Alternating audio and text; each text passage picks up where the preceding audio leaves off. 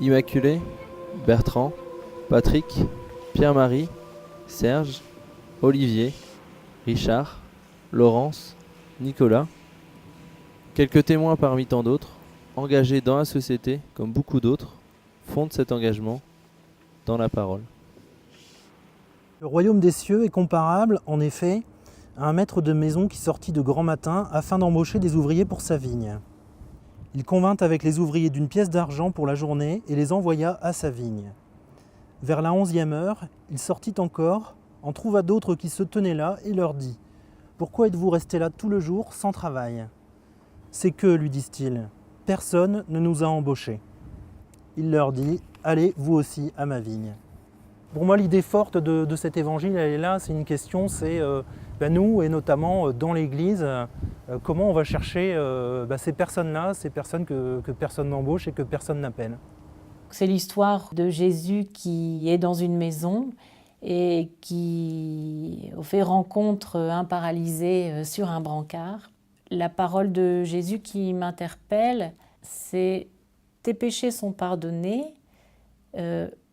Lève-toi et prends ton brancard et marche. Et cette parole, pour moi, elle est vraiment révélatrice du projet que peut avoir Jésus sur chacun d'entre nous, et même chez ses enfants. Et je trouve que c'est, pour moi, à la fois très évocateur et très encourageant, et signe d'espérance pour tous ces enfants. On amène à Jésus une femme surprise en flagrant délit d'adultère. La loi commande qu'on lapide cette femme. Et Jésus, après un petit temps d'hésitation, va simplement renvoyer la question autour de lui en lui disant que celui qui n'a jamais péché lance la première pierre. Tout le monde va finalement défiler et défausser. Donc à la fin, Jésus va voir cette parole, eh bien, moi non plus, je ne te condamne pas, lève-toi et maintenant ne pêche plus. Avant de parler de péché, il commence par relever cette femme. Il la relève et il lui dit « va ». Et je pense que c'est la parole de l'Église par excellence, qui est de dire aux gens qui nous entourent « vivez debout, levez-vous, relevez-vous quand vous êtes tombés ». Le royaume des cieux est comparable à un grain de moutarde qu'un homme prend et sème dans son champ. C'est bien la plus petite de toutes les semences, mais quand elle a poussé, elle est la plus grande des plantes potagères. Elle devient un arbre, si bien que les oiseaux du ciel viennent faire leur nid dans ses branches.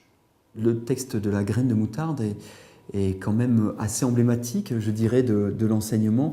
On démarre parfois de pas grand-chose, et quel plaisir que de voir un jeune qui revient des années plus tard, inscrire son enfant. Voilà ce nid.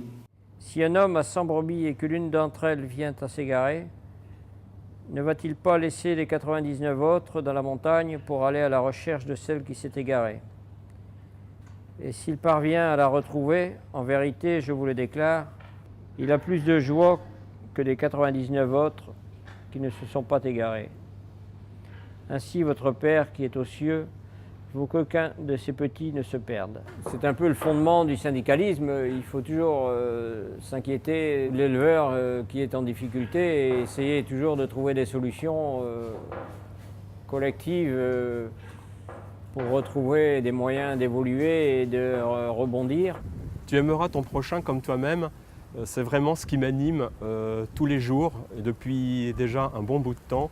Ce qui charpente toutes mes actions, et notamment au travail, mais aussi dans ma vie personnelle, familiale. Je suis, dans le cadre du travail, facilement un homme de lien, de liaison. Ils en arrivèrent à se quereller sur celui d'entre eux qui leur semblait le plus grand. Il leur dit « Les rois des nations agissent avec elles en seigneurs, et ceux qui dominent sur elles se font appeler bienfaiteurs. Pour vous, rien de tel. Mais que le plus grand parmi vous prenne la place du plus jeune, et celui qui commande la place de celui qui sert. Lequel est en effet le plus grand? Celui qui est à table ou celui qui sert? N'est-ce pas celui qui est à table?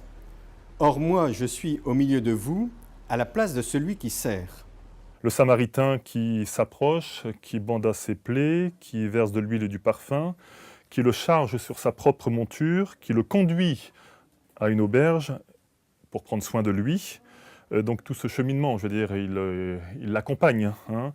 Et le lendemain, je trouve ça aussi remarquable, c'est que le lendemain, tirant 2 piécettes d'argent, il les donna à l'aubergiste et lui dit « Prends soin de lui, et si tu dépenses quelque chose de plus, c'est moi qui te le rembourserai. » C'est-à-dire que le Samaritain aussi se confie cette mission à cet aubergiste. Hein, et je trouve ça c'est très beau. Enfin, c'est pas que son affaire. Vous êtes la lumière du monde.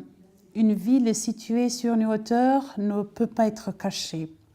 Quand on allume une lampe, ce n'est pas pour la mettre sous le boisseau, mais sur son support, et elle brille pour tous ceux qui sont dans la maison.